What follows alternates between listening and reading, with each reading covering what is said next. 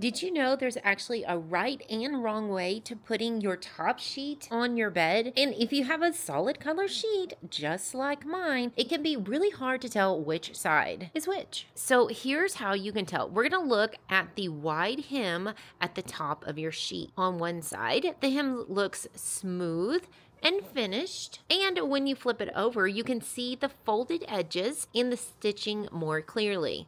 This right here, so it's not smooth, is actually your back side. So again, the smooth side is going to be the top, and this kind of rougher edge is going to be your backside. Now, this is where it gets a little bit backwards. If you're going to be folding your top sheet over a blanket or a comforter, we're going to have to put the finished side facing down. So for example, this is the finished side. So we're going to go ahead and put that down against our fitted sheet. So yes, it looks like I'm putting my sheet upside down. Now, if you wanted to, you could go ahead and iron your sheets if you wanted to, but I'm not here to impress anybody. I'm just trying to make the bed correctly. So when I fold the top sheet back, now that pretty finished side is actually facing up.